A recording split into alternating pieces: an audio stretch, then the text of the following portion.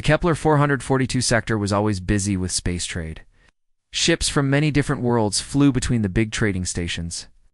The metal hulls of the ships shined under the light from two bright suns. Inside the main station, aliens from across the galaxy bought and sold goods in peace. Then everything changed in one moment. Alert!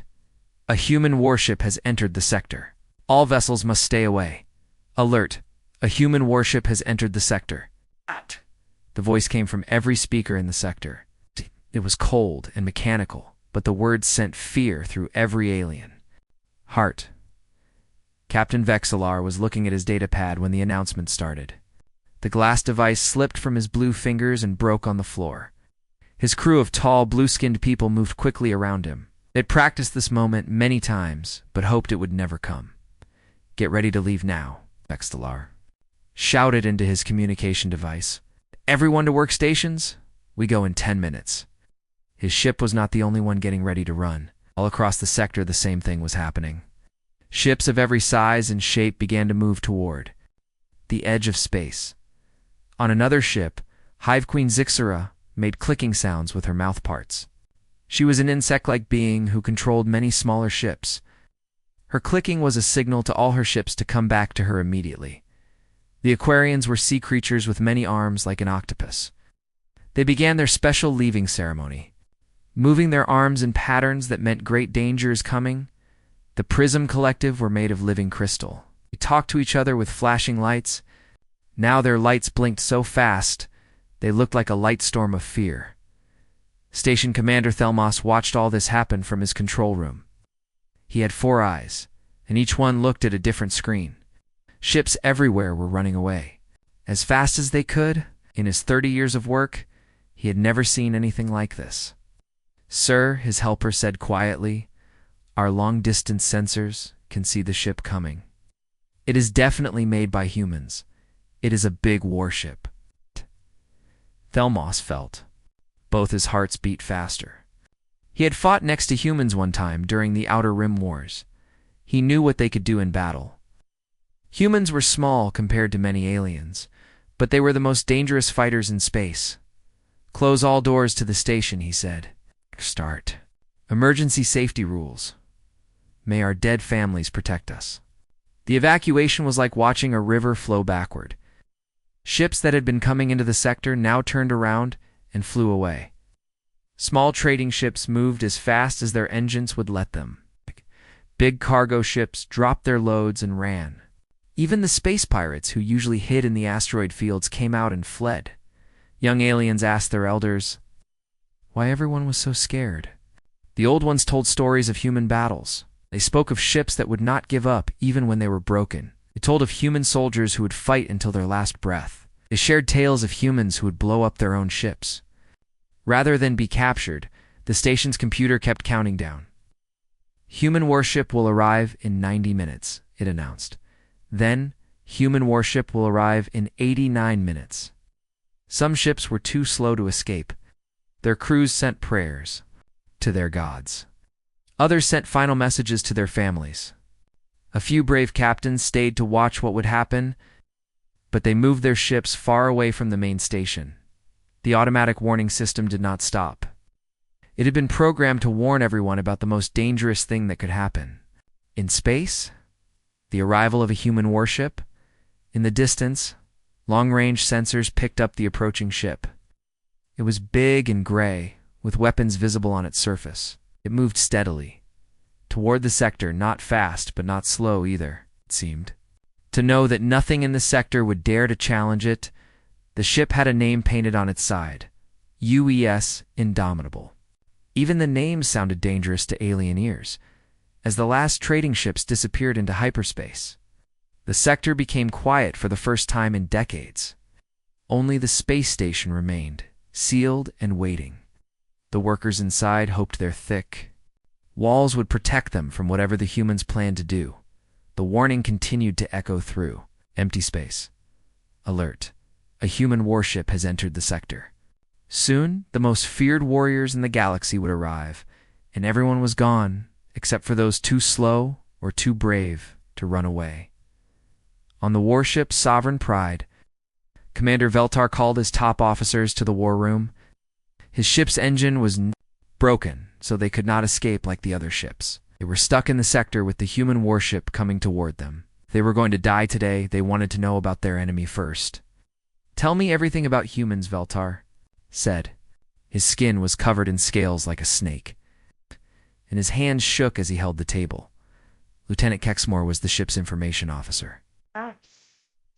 He turned on the big screen that showed pictures in the air. Humans joined our galaxy only 200 years ago, but they are already the most feared fighters in all of space. The screen showed a human warship. It was gray and sharp, with many weapons sticking out from its sides. This ship is called the Relentless, protected Proxima Station for 3 days against 200 pirate ships. 1 human ship against 200 enemies. The officers in the room made worried sounds. Even these brave alien warriors could not believe such a thing was possible. "How can this be true?" asked Chief Engineer Mergath. "Humans do not fight like we do," Kexmore explained. "We think about the chances of winning. We try to lose as few soldiers as possible. We follow smart battle plans. But humans do impossible things because they will not believe anything is impossible." The screen changed to show real battle videos. Human ships moved in ways that made no sense. They took damage that should have destroyed them, but kept fighting. Any normal species would have given up, but the humans never stopped. At the Battle of Rigel 7, Kexmore went on. A human captain named Commander Lee crashed his broken ship into an enemy destroyer.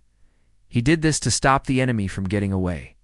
His last words were for Earth and humanity. When his ship exploded, it destroyed half the enemy fleet. "That is crazy," whispered Communications Officer Yelthera. "Maybe it is crazy," Veltar said with a dark voice. "But it works. What else do we know about how they fight?"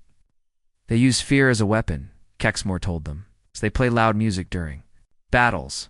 It is called rock and roll. This music makes humans fight harder, but it scares their enemies. They will keep fighting even when they are badly hurt, and they never, ever give up." The room became very quiet. Everyone was thinking about what this meant for them. Kexmore continued his report. There was a battle at Centauri Prime where human soldiers were surrounded. They had no food, no water, and very little ammunition. Any other army would have surrendered. But the humans kept fighting for 6 days. They ate tree bark and drank rainwater. When rescue ships finally arrived, the humans were still fighting. "What about their weapons?" asked Weapons Officer Hexavarian. "Their weapons are not better than ours," Kexmore said, "but they use them in ways we do not expect. They will sacrifice their own ships to win. They will fight in space with no air in their suits.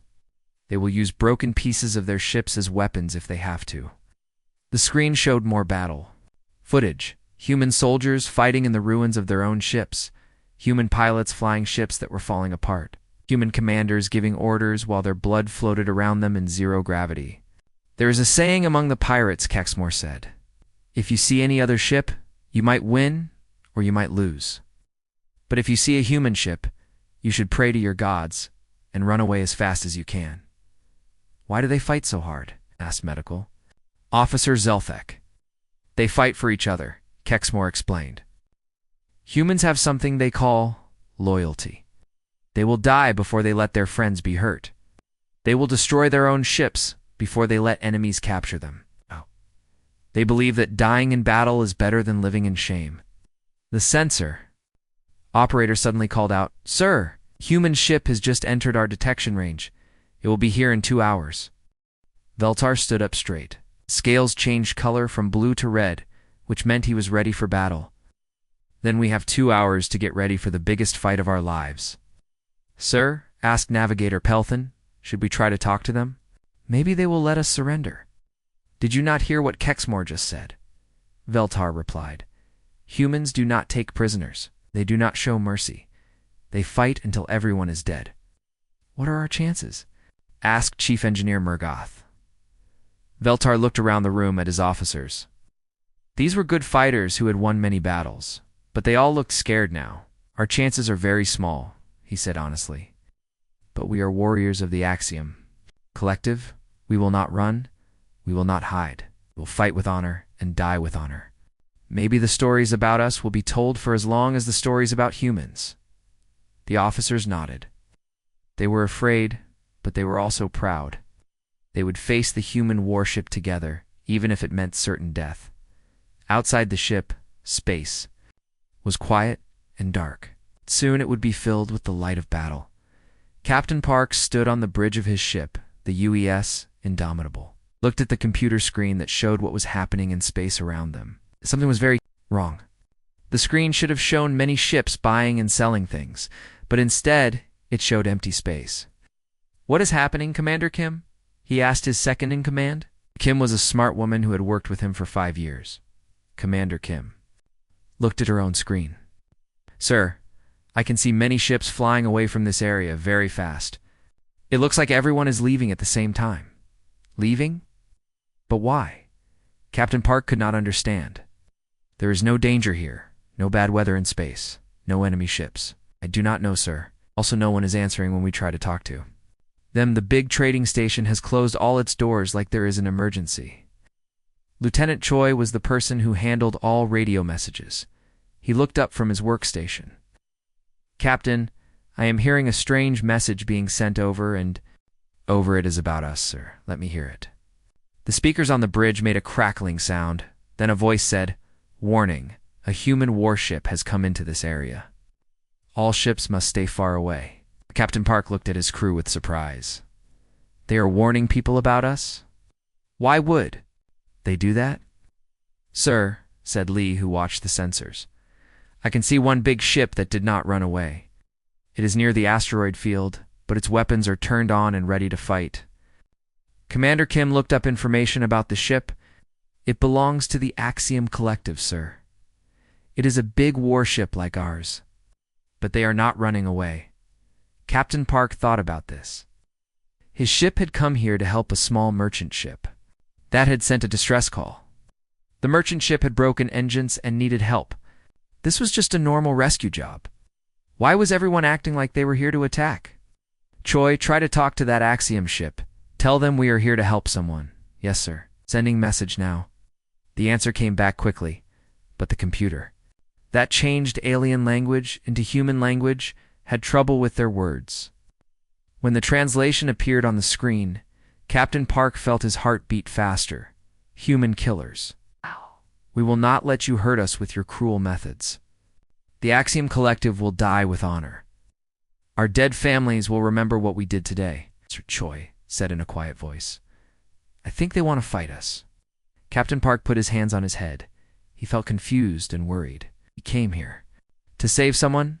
We are on a rescue mission. How did this turn into a disaster?" Commander Kim looked at the information on her screen. "Sir, according to our mission orders, we received a distress signal from a merchant ship called the Star Trader.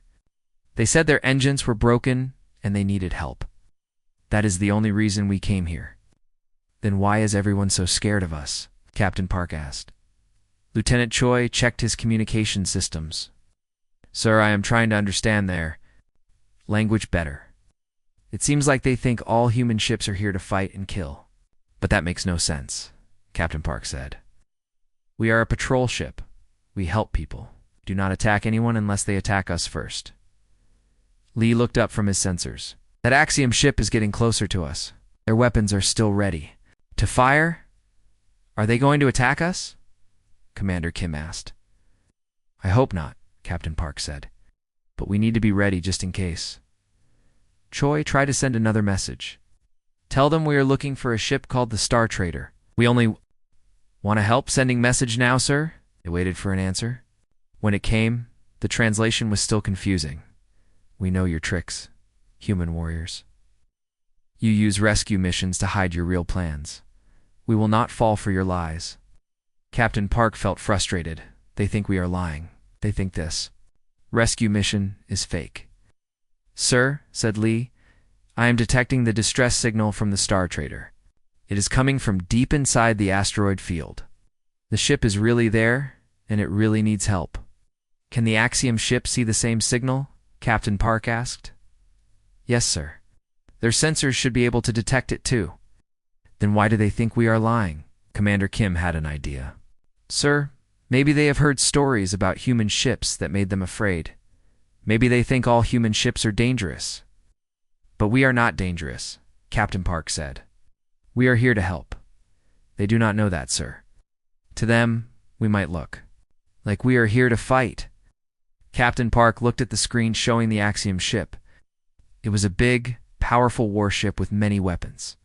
But he could see that it was not moving forward to attack, staying in one place, like it was waiting. Maybe they are as confused as we are, he said. Maybe they do not understand why we are here either. What should we do, sir, Commander? Kim asked. Captain Park thought for a moment. We stick to our mission. We find the Star Trader and help them. Maybe when the Axiom ship sees us actually helping someone, they will understand that we are not here to fight. On the Sovereign Pride, Commander Veltar spoke to his crew through the ship's speaker system. The human ship had started scanning everything around them. Alien computers thought this meant the humans were choosing targets to attack. Brave fighters of the Axiom Collective, his voice went through every part of the ship. Today we must face the human war machine. We have all heard the stories about them. We know what they can do, but we will not run away. We will not give up. We will show everyone in the galaxy that our spirit cannot be broken. Down in the engine room, Chief Engineer Murgoth and his workers tried very hard to fix the broken hyperdrive engine. If they could fix even a small part of it, they might be able to escape. But the human ship was coming closer very fast, and their repairs were taking too long. Sir, called out Tactical Officer Hexvarian, the human ship is moving toward Area 7 Alpha. That is the asteroid field where the merchant ship said it had engine problems. Veltar looked at the battle screen. Are they using the merchant ship as a trap? Is this some kind of trick? We do not know, sir.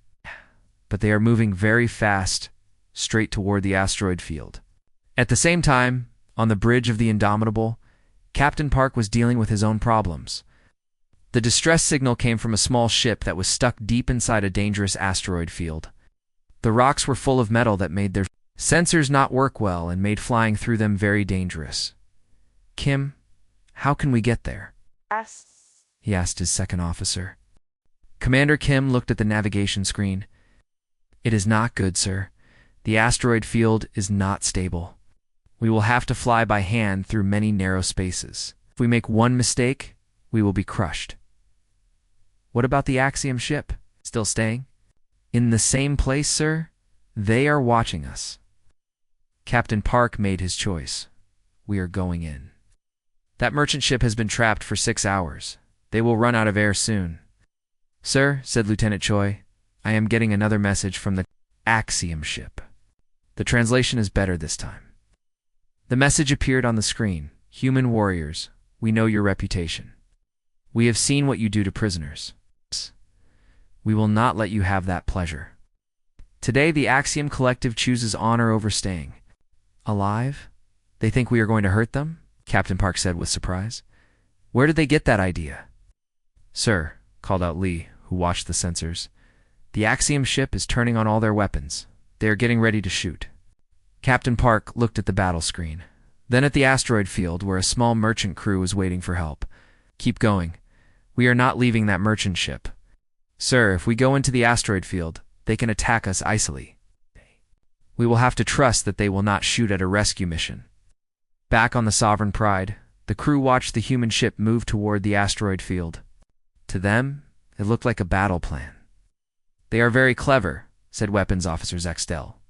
They will hide in the asteroid field and then attack us from there. Or maybe they will use the asteroids as weapons, suggested Navigator Pelthin. Humans are known for using anything as a weapon. Commander Veltar felt his 2 hearts beating fast. All weapons ready. If they come out of that asteroid field shooting, we will be ready. On the human ship, Captain Park was thinking about something else. The merchant ship had been sending distress signals for hours. People were trapped and scared. They needed help now, sir, said Commander Kim. The asteroid field is very dangerous. Even if the Axiom ship does not attack us, we could crash into the rocks. I know, Captain Park said. But there are people in there who need our help. We cannot leave them. The Axiom ship is still watching us, reported Lee. Their weapons are fully charged. Captain Park looked at his crew. They were all good people who had joined the space service to help others. We knew this job could be dangerous when we took it, but we also knew we would save lives. That merchant crew is counting on us.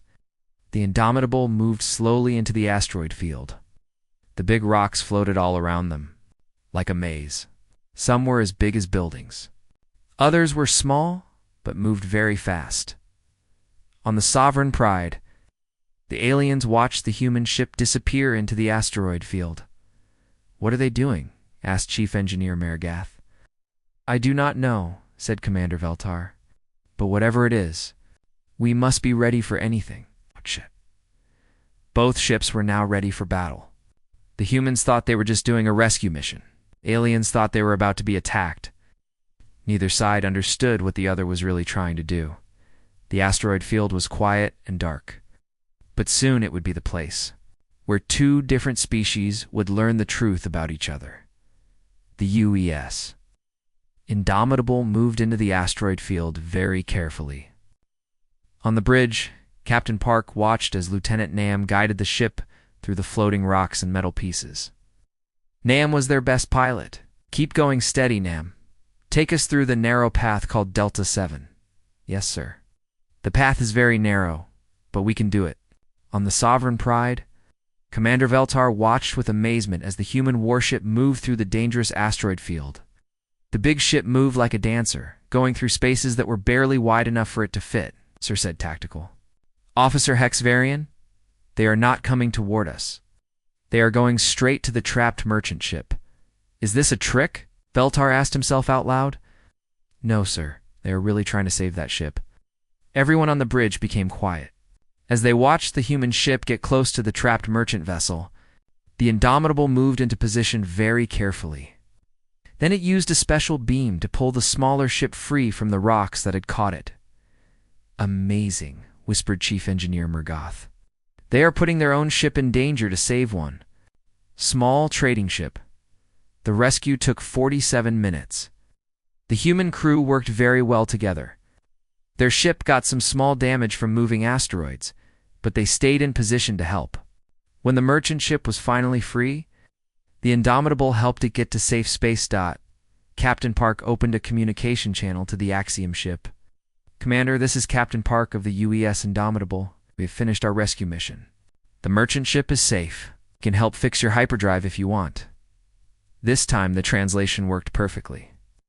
Commander Veltar felt his whole understanding of humans change. "Captain Park," he said slowly, "we thought you had come here to attack us." "Attack you?" "We are a patrol ship, answering a distress call. Why would we attack a peaceful trading mission?" Veltar looked at his crew. "Captain, your species has a reputation across the galaxy. You are known as the most feared fighters in space." There was a pause before Captain Park answered. "Commander, we fight when we have to protect others, but we would rather help than hurt. Would you let us help fix your ship?" 3 hours later, the engineering team from the Indomitable had helped fix the Sovereign Pride's hyperdrive. The two crews worked together very well. They shared technical knowledge and told each other stories about their cultures. As the Axiom ship got ready to leave, Commander Veltar sent one last message. "Captain Park, I think the galaxy has misunderstood your people. You are not feared because you are cruel. You are feared because you will never leave behind those who need help, no matter how dangerous it is." Captain Park smiled as he watched the alien ship jump into hyperspace. "Commander Kim, write this in the ship's log. We need better ways to talk to alien species when we first meet them. Yes, sir?" "Anything else?" "Yes. Send a message to our headquarters. Tell them we need more rescue ships out here, not warships." The human engineer who had worked on the alien ship was named Technician Lee. He told his friends about the alien technology he had seen. "Their engines are different from ours, but they work just as well." The alien engineers were very smart and friendly. The alien engineer Mergath told his crew the same thing about the humans. "They know things we do not know, and they were happy to teach us. They are not the monsters from the stories." As the Indomitable continued its patrol, the sector slowly went back to normal. Ships began to come back to the trading station. The merchant vessel they had rescued sent a message to all the trading networks. It told the story of the human warship. that had risked everything to save one small crew. The story spread quickly from ship to ship. Ow. Traders told other traders. Soon everyone in the galaxy would hear about what really happened in the Kepler 442. Sector. Captain Park sat in his chair on the bridge and thought about the day's events. Kim, I think we learned something important today. What is that, sir? Sometimes, being strong means knowing when not to fight. Commander Kim nodded. The aliens were ready to die fighting us. But when they saw us saving someone instead of attacking, everything changed. Maybe that is what we should be known for, Captain Park said. Not for being great fighters, but for being people who help others. In the days that followed, the story of the human rescue mission spread throughout the galaxy. For the first time, aliens began to think of humans differently. They were still strong and brave, but they were also kind and helpful. The legend of human warriors grew that day, but it became a new kind of legend. It was a story about protectors, not destroyers. It was about people who would risk their own lives to save strangers. And in the quiet of space, where ships traveled between the stars, that was exactly the kind of legend the galaxy needed to hear.